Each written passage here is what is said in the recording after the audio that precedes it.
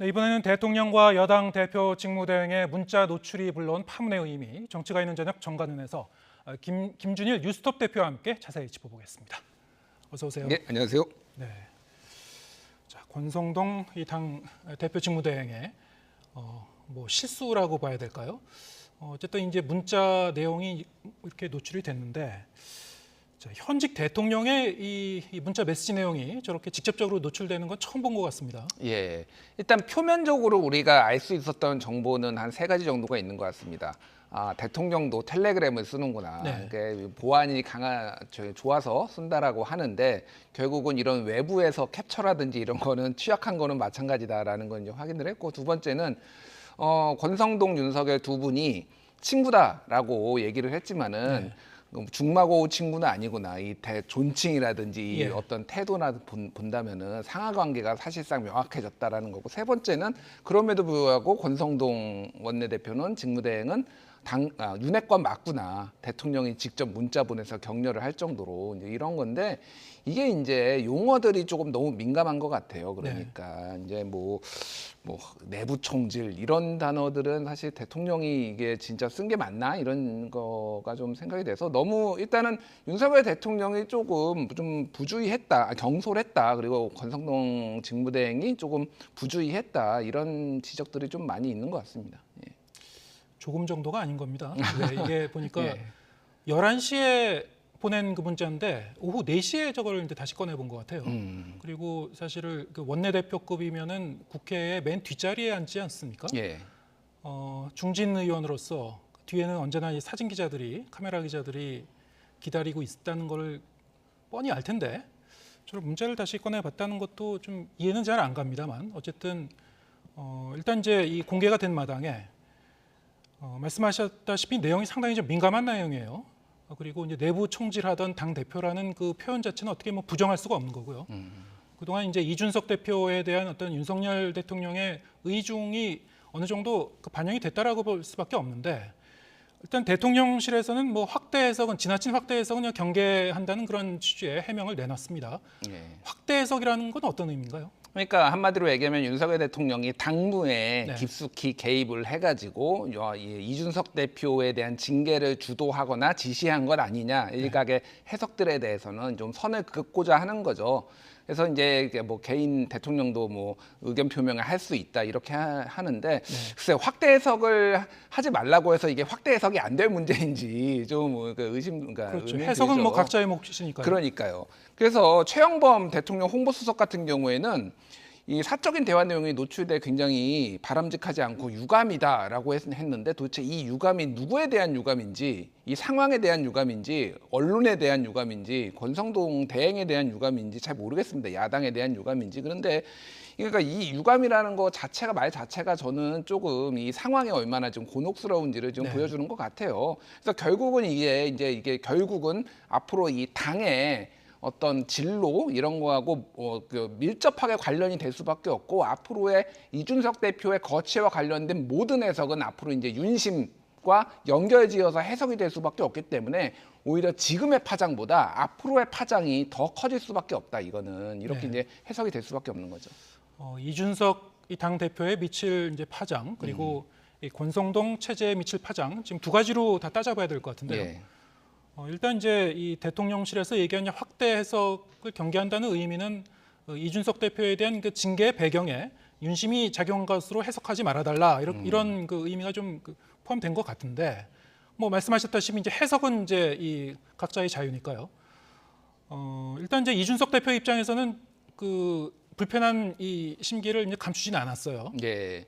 그래서 처음에는 이 문자가 이제 공개됐을 때는 울릉도에서 이제 바다를 바라보는 사진을 했는데, 이제 본격적으로 올렸죠, 오늘. 그래서 양두구역이라는 표현을 쓰지는 않았지만은 그 섬에서는 뭐 카메라가 들어오면은 뭐 웃다가 뭐 이렇게 하면서 양두구역이라는 사실상의 얘기를 이제 했습니다. 그리고 또 연합뉴스 보도에 따르면은 이제 오해하지 말라, 오해하지 말라. 그런데 이준석 대표가 문자 내용에 대해서 오해 소지 없이 정확하게 이해를 했다라고 얘기를 했습니다. 그러니까 이거에 대해서 불편한 이제 감정을 명확하게 드러낸 건데, 그러니까 이거는 이제 이렇게 봐야 됩니다.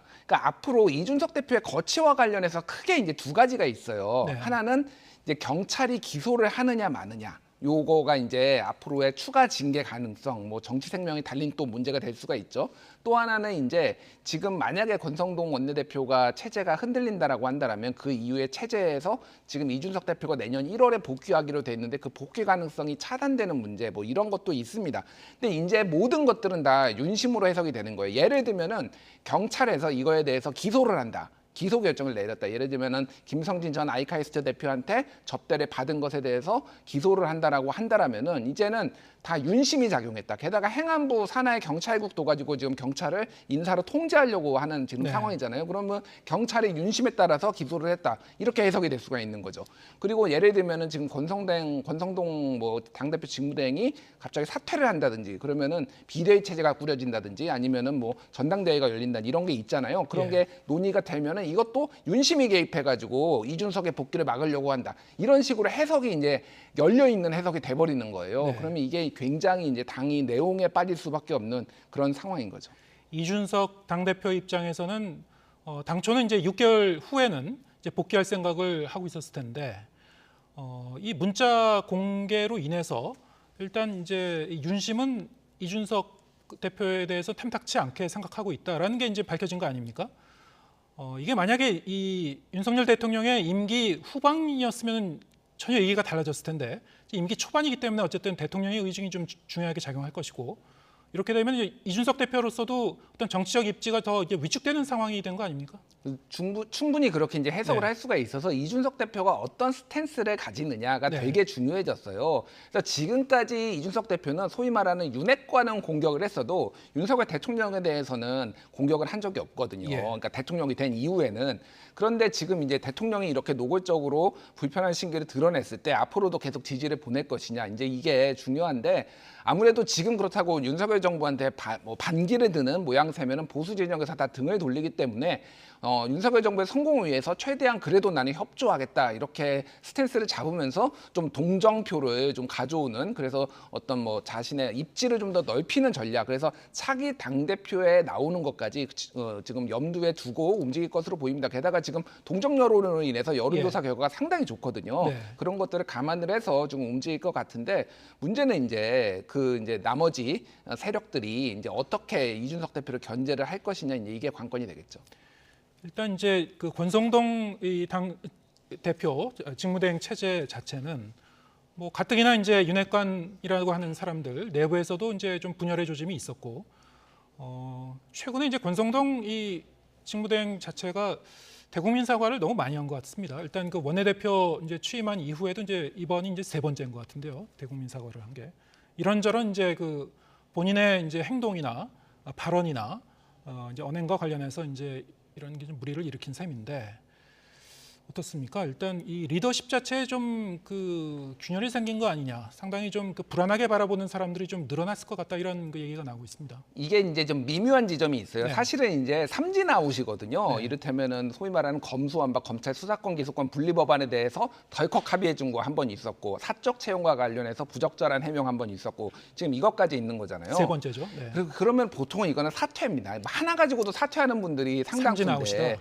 그런데 지금 이 문자에서 확인을 한 거는 대통령의 신임이 확실하다라는 거니까 오히려 흔들기가 애매해졌어요. 물론 이준석 걔는 부적절하다 지금 하고 있지만은 나머지는 오히려 이거는 사적인 문자인데 이렇게 하면서 감싸는 분들도 많거든요. 당 네. 내에서는.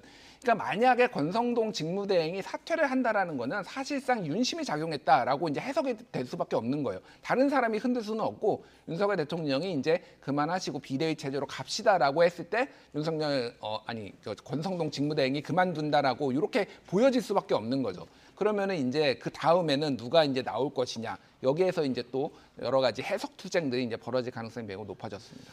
오늘 이제 YTN과의 통화에서 김종인 전 그 비대위원장 같은 경우는 지금 이 체제로 계속 갈 수 있겠느냐, 사실상 이제 이 조기 전당대회 필요성을 얘기를 했습니다. 조기 전당대회라는 것은 결국 이준석 대표의 이제 퇴진을 이제 전제로 하는 것이고요. 이거는 아까 말씀하셨듯이 이제 이준석 대표의 이제 수사 결과 앞으로 어떻게 수사 결과가 나올 건가 이것도 좀 맞물리는 내용 아니겠습니까? 그렇죠. 그러니까 사실 지금 조기 전당대회를 할 만한 근거가 없어요. 네. 그거는 이준석 대표의 복귀를 완전히 차단하는 건데 아무리 임기가 한 5개월만 남았다고 하더라도 복귀했을 때 그거는 이준석계에서 받아들이기 힘들고 오히려 차기 당대표에 나올 명분을 줘버리는 겁니다. 네. 그렇게 이제 될 수밖에 없는 거죠. 임기를 다 못 마치고 그러니까 반 윤석열 또 정서가 또 당 내부에도 어느 정도는 있을 테니까 견제를 해야 되겠다 뭐 이런 세력들을 또 규합할 수가 있는 거거든요. 그러니까 이게 정말로 좋은 수냐 조기 전당대회가 네. 비례체제로 가는 게 맞느냐니까 그래서 굉장히 너무 상황이 복잡해졌다 지금 조금 예. 경우의 수도 많아지고 다들 머리 지금 싸매고 여러 수를 생각하고 있을 겁니다. 예, 알겠습니다. 계속 지금 진행 중인 이제 경찰국 신설과 관련된 논란. 일단 그 주말로 예정됐었던 이 전체 경찰 회의 이거는 이제 사실상 이제 취소가 된 것 같고요. 사실 이제 어제 보면은 그 오전까지만 해도 여기에 대해서 상당히 좀 강경한 목소리가 많았고, 그랬는데 이제 어제 이제 저녁으로 이제 가면서 그리고 오늘 이렇게 오면서 이게 이제 수그러들었어요. 14만 이른바 이 14만 경찰 전체 회의 개최되는 거 했는데 이게 어떻게 하루 만에 이렇게 분위기가 바뀐 건가요? 아무래도 지금 전체적으로 보면은 윤석열 대통령의 강경한 입장, 네. 이제 뭐 행안부 장관뿐만이 아니라 윤석열 대통령이 국기문란이라는 표현을 2번을 썼는데 둘 다 경찰이었거든요. 한 달 사이로 저번에 치안감 인사 번복 논란과 관련해서 한번 쓰고 최근에 썼죠. 이 사태와 관련해서. 그러니까 이게 이제 조금 막 어느 정도 위축시키는 그런 효과가 있었던 것 같고 또 하나는 이제 어찌 됐든 경찰이 집단 행동을 하는 것에 대해서 좀 부정적으로 보는 여론이 분명히 있는 건 사실이거든요. 국민 여론에 대한 부담이 작용했을 것이다. 예, 분명히 작용을 했을 것이고 이제 무더기 줄징계가 나올 텐데 그거에 대해서도 어느 정도 조금 감안을 했을 것이고 또 하나는 이제 국회에서 특히 이제 다수당인 민주당이 이것에 대해서 강력하게 반발을 하고 있고 대응을 하겠다라고 이미 천명을 했으니까 실제 이제 국회에서의 논의 과정을 지켜보겠다라고 하면서 지금 빠진 상황입니다. 그런 것들을 고려를 해서 지금은 조금 큰 불은 잡히고 화재로 비유를 하면 아직 잔불이라고 해야 되나요? 네. 뭐 이제 몇몇 모임들은 아직 남아 있는데 아무래도 힘이 좀 많이 빠진 모양새죠. 이 정부의 어떤 전방위적인 압박이 어느 정도 작용했을 것이고 국민 여론도 이제 생각했을 것이고 또 다른 한편에서는 이제 이상민 행정안전부 장관이 어제 이제 업무 보고에서 이제 경찰대 개혁 문제를 꺼내지 않았습니까?